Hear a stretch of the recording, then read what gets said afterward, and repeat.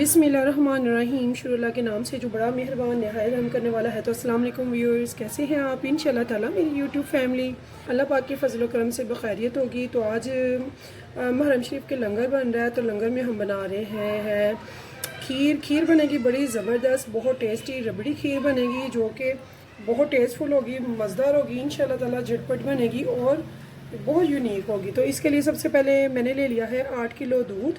तो 8 किलो दूध के लिए अमूमन हमें जो चीनी चाहिए वो चाहिए 3 पाव, और जो चावल है वो हमें चाहिए 1.5 पाव।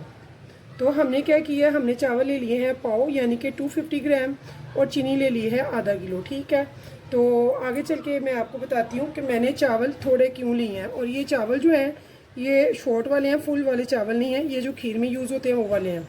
ठीक है, साथ में मैंने ले ली है कोकोनट, इसे मैं पानी में रख के थोड़ा सॉफ्ट कर लिया था और बाद में कट कर लिया। ये है 100 ग्राम 150 ग्राम मैंने ले लिए हैं बादामों को भी मैंने कट कर लिया। और इतनी ही मैंने ले लिया सूंगी यानी कि किशमिश, इसे भी मैंने साफ़ कर लिया। और साथ में मैंने ले लिए हैं 8 ब्रेड के स्लाइसेस, और साथ में ले लिया है केवड़ा।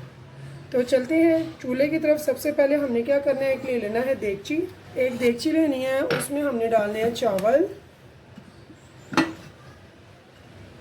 चावलों को बहुत ही अच्छे से वॉश करना है। वॉश करने के बाद हमने इसमें ज़्यादा पानी डालना है, यानी कि इससे 4 गुना, चावलों से 4 गुना ज़्यादा। ठीक है, इसमें पानी डाल के अच्छे से वॉश करने के बाद तो फिर हमने इसको चूल्हे पे चढ़ा देना है, और इससे इतना पकाना है कि ये बिल्कुल एक ल्यू की शक्ल आ जाए, यानी कि बिल्कुल ख़त्म हो जाए, चावल एक भी खड़ा ना हो। ठीक है, बहुत अच्छे से जब ये पानी खुश्क हो जाए, पक जाए, तो फिर मिलते हैं आगे। तो यहाँ पे देखिए व्यूअर्स, मैंने पानी कितना ज़्यादा डाला है, तो कम से कम भी इससे तीन गुना तो पक्का है ज़्यादा। ठीक है, अब हम इसको चढ़ा देंगे चूल्हे पे ताकि ये बहुत ही अच्छे से टेंडर होकर बिल्कुल मलीदा बन जाए। ठीक है, एक ल्यू की तरह। तो यहाँ पे ऐसे हमने सारी ये ब्रेड के मैंने एरियाज़ भी, जो ब्राउन एरियाज़ होते हैं वो भी नहीं स्किप किया है। तो यहाँ पे ये देखिए ऐसे इसे छोटा छोटा करके मैं एक चॉपर में डाल दूँगी, और इस सारी ब्रेड को अच्छे से हम कर लेंगे चॉप। तो यहाँ पे मैं इसे कर लूँगी चॉप। तो यहाँ पे देखिए व्यूअर्स, मैंने ब्रेड को बड़ा अच्छा सा, ये देखिए ब्रेड क्रम्स बना लिया है। मैंने ब्रेड को बिल्कुल चूरा कर लिया है चॉपर में डाल के। मैं अब ढक के रख लूँगी अभी। ठीक है, तो यहाँ पे देखिए व्यूअर्स, मैंने दूध ले लिया। ये देखिए, आप देख रहे होंगे इसकी मलाई, तो मैंने इसे उबाल दिला लिया। और ये देखिए माशाल्लाह कितनी मोटी इसकी मलाई है, फुल फैट मैंने दूध लिया। इसके मलाई को भी इसी में हम रहने देंगे। तो इसे हमने अभी, मुझे आधा घंटा हो गया इसे स्लो फ्लेम पे रखे हुए, मेरे बस चावल हो गए हुए हैं। तो उनको मैं कर दूंगी अब ग्राइंडर, यानी कि जो पानी मैंने डाला था वो लो टू मीडियम फ्लेम पे मैंने इतना पकाया है कि चावल फूल गए हैं काफ़ी अच्छे। तो वो भी मैं आपको एक बार दिखाती हूँ। तो यहाँ पे देखिए व्यूअर्स, मेरे जो चावल हैं बिल्कुल पानी इनमें सोख गया, और ये देखिए चावल मेरे अच्छे से फूल चुके हैं। तो पानी मैंने इसमें तकरीबन 3 गुना ज़्यादा डाला था चावलों से। अब इसको मैं थोड़ा सा, इसका ज़ोर गर्मी का इसका टूटेगा, बहुत गर्म है अभी।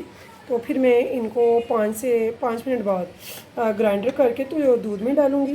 तो यहाँ पे ग्राइंडर में मैंने ये डाल देने हैं चावल। तो मैंने ना इसमें 1 घूंट पानी भी डाला था ताकि ये जो चावल है इनकी जो गर्मी है उसकी वजह से थोड़ा हीट कम हो। ठीक है, तो यहाँ पे ये देखिए मैंने ये चावल 2 टाइम में डिवाइड कर दिए हैं। आधे से ज़्यादा डल गए, थोड़े से रह गए, लेकिन मैंने हाफ ही जग करना है अभी। तो बाकी फिर मैं दोबारा में दूसरी बार में करूँगी। तो यहाँ पे देखिए व्यूअर्स, मैंने 2 से 3 सेकंड सिर्फ इसे ग्राइंड किया, तो ये ऐसे लिक्विडी सा बन गया। ठीक है, इसमें दूध में डाली। तो आप इसकी थिकनेस भी देख लें भी कि मैंने इसमें 2 घूंट पानी भी डाला था। ठीक है, तो यहाँ पे देखिए मैंने दोबारा से इसमें थोड़ा सा पानी डाला है, बहुत ज़्यादा मैं नहीं डाल रही। तो बाकी के जो चावल हैं उनको भी मैं ऐसे ही ग्राइंडर कर लूँगी 2-3 सेकंड के लिए। तो यहाँ पे देखिए व्यूअर्स, मेरा बाकी का भी सारा चावल जो है वो अच्छे से मैश हो चुके हैं, यानी कि मैंने इन्हें ग्राइंडर करके मिक्सर में बहुत अच्छा सा मिक्सर बना लिया है। और अब हम इनको पकाएंगे। और एक बात और आपको मैं टिप दूंगी मीठा पकाने की, स्पेशली खीर पकाने की, तो वो ये है कि जब भी आप खीर पकाते हैं तो आपने वुडन का स्पैचुला लेना है। वुडन का जब स्पैचुला लेके पकाएंगे तो आपकी खीर एक्स्ट्रा मज़ेदार बनेगी, थिक बनेगी और बहुत ज़बरदस्त होगी इंशाल्लाह ताला, और जल्दी भी बनेगी।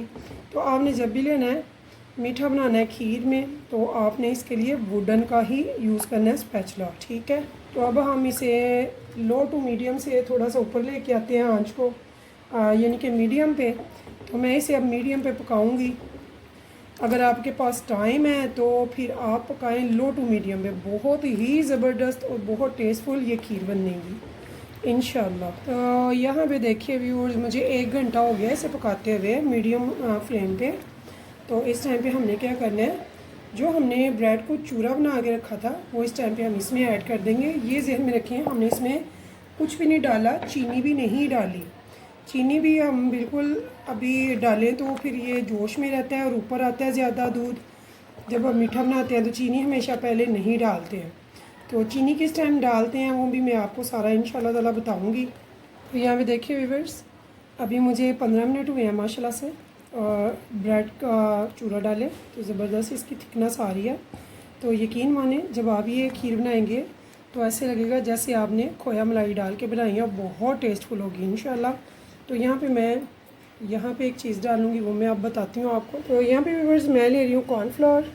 तो कॉर्नफ्लोर हम लेंगे, ये आपके सामने मैं डालती हूँ 1 टेबल स्पून, 2, 3, ये 4 to 5 तक इसमें कॉर्नफ्लोर मैंने डाल दिया है टेबल स्पून। इसमें मैं थोड़ा सा दूध डाल के इसे एक पेस्ट ही बना लूँगी लिक्विड ही। तो 1 कप मैंने इसमें दूध डाल दिया। इसे इतना घोलेंगे कि इसमें जो ये जो है बिल्कुल डिज़ोल्व हो जाए, बिल्कुल भी ढेले ना रहे। तो इस टाइम पे आप थिकनेस को देख लें कितनी ज़बरदस्त थिकनेस है। तो इस टाइम पे मैं ये कॉर्नफ्लोर वाला पेस्ट जो है इसे अच्छे से मिक्स करते हुए इसमें थोड़ा थोड़ा करके डालती जाऊंगी और साथ साथ स्पैचुला भी चलाते जाएंगे। स्पैचुला इस टाइम पे बिल्कुल भी नहीं रोकना है। यहाँ भी ये देखिए। तो इस टाइम पे व्यूअर्स हमने चीनी जो अभी तक नहीं डाली थी वो भी हम डाल देंगे, जो कि तकरीबन आधा किलो है। 500 ग्राम मैंने ली थी। यहाँ भी ये देखिए माशाल्लाह बहुत टेस्टफुल, बहुत मज़ेदार खोए मलाई वाली रबड़ी खीर तैयार है हमारी, जो कि बहुत ही मज़े की है। तो जब हम चीनी डालते हैं बिल्कुल एंड पे हमने डाली है, स्टार्ट में बिल्कुल नहीं डाली। जब हमारी थिकनेस बहुत अच्छी हो गई है तो उस टाइम पे मैंने इसमें चीनी को ऐड कर दिया है। और अब हम इसे इतना पकाएंगे कि जो चीनी है वो अच्छे से डिज़ोल्व हो जाए और जो वो पानी छोड़े वो भी सारा ड्राई हो जाए, यानी कि चीनी का पानी भी छूटता है बाद में, तो उसे भी हमने ख़त्म करना है। तो कैसे पता चलेगा कि ये हमारी खीर तैयार हो गई है वो मैं अब आपको बताऊंगी। और इसके साथ साथ हम इसमें जो हमने ड्राई फ्रूट्स लिए थे, कोकोनट, किशमिश और बादाम, वो हम इसमें ऐड कर देंगे।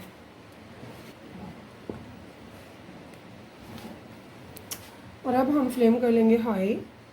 हमने सारा जो इसका प्रोसीजर है वो हमने बनाया है मीडियम फ्लेम पे, तो एंड पे अब हमने इसे हाई कर दिया।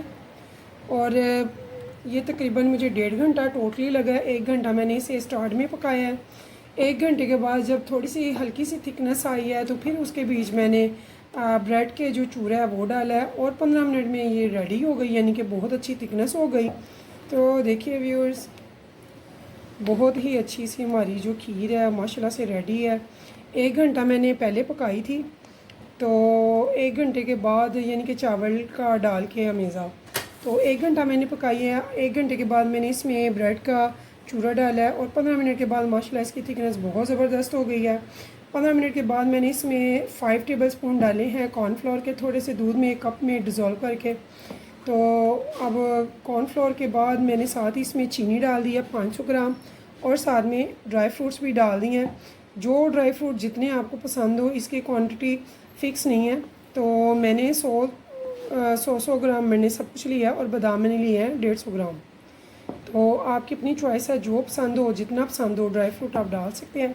थोड़ा सा मैंने गार्निशिंग के लिए छोड़ा, बाकी मैंने सारा इसमें ऐड कर दिया है।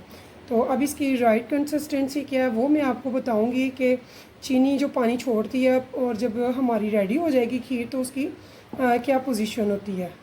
तो अब हम वेट करेंगे और साथ साथ पकाते जाएंगे। तो सारी जो मेरी खीर पकी है व्यूवर्स वो मैंने सर पे बिल्कुल भी खड़े होकर नहीं पकाई है, किचन में नहीं खड़ी रही। 10-15 मिनट के बाद मैं आकर देखती रही हूँ, नज़र मारती रही हूँ, स्पैचुला चलाती रही हूँ कि नीचे ना लगे। तो अल्हम्दुलिल्लाह नीचे तब लगती है जब हम कॉर्नफ्लोर डालते हैं या तैयारी के करीब आती है, तो उससे पहले ऐसा कोई इशू नहीं है। तो ब्रेड डालने के बाद मैंने मुसलसल इसे पका रही हूँ यानी कि किचन में, और ब्रेड के बाद 15 मिनट बाद हमने ये माशाल्लाह से रेडी हो रही है। इसकी कंसिस्टेंसी ये देखिए कितनी अच्छी हो रही है। तो जब ये रेडी होगी वो भी मैं आपको बताऊंगी। अब देखिए व्यूअर्स, ये जो इसमें बबल बन रहे हैं ना, तो इस टाइम को हम कहते हैं कि परफेक्ट टाइम है, ये बिल्कुल अब रेडी है। तो जब ये बबल बनते हैं इसका मतलब होता है कि चीनी वगैरह का भी पानी जो है वो बिल्कुल ख़त्म हो चुका है और हमारी जो मीठा है, हमारी जो खीर है वो बिल्कुल रेडी है। तो ये कंसिस्टेंसी हमें चाहिए जो कि परफेक्ट एंड राइट होती है। तो यहाँ भी ये देखिए हमारी खीर जो है माशाल्लाह से बिल्कुल रेडी है। तो इस टाइम पे मैंने क्या करना है, मैं इसमें थोड़ा सा डालूँगी केवड़ा। तो मैंने इसमें कोई चीज़ नहीं थी पहले डाली, यहाँ तक कि मैंने इलायची भी नहीं डाली जो कि अक्सर डाली जाती है, बट मुझे नहीं पसंद। आप यकीन जाने उसकी इलायची की जगह अगर आप केवड़ा डालते हैं तो बहुत ज़बरदस्त लगता है। तो इसी का मैंने ये ढक्कन इसमें डाल दिया, और चीनी हमें चखने की ज़रूरत नहीं है क्योंकि हमने परफेक्ट डाली है। तो अब हम इसे आँच को बिल्कुल बंद कर देंगे क्योंकि हमारी जो खीर है वो बिल्कुल रेडी है माशाल्लाह से। तो व्यूअर्स, अगर आपको मेरी ये रेसिपी पसंद आए तो प्लीज़ मेरे चैनल को सब्सक्राइब करना मत भूलिएगा और एक लाइक ज़रूर कीजिएगा, और कीजिएगा शेयर मेरी रेसिपीज़ को अपने फैमिली फ्रेंड्स के साथ। फिर मिलेंगे इंशाल्लाह नेक्स्ट टाइम नेक्स्ट रेसिपी के साथ। फ़ीडबैक देना मत भूलिएगा, मैं आपके कमेंट्स बहुत शौक़ से पढ़ती हूँ और उनके जवाब भी देती हूँ। तो इसी उम्मीद के साथ फिर मिलेंगे। अल्लाह हाफिज़।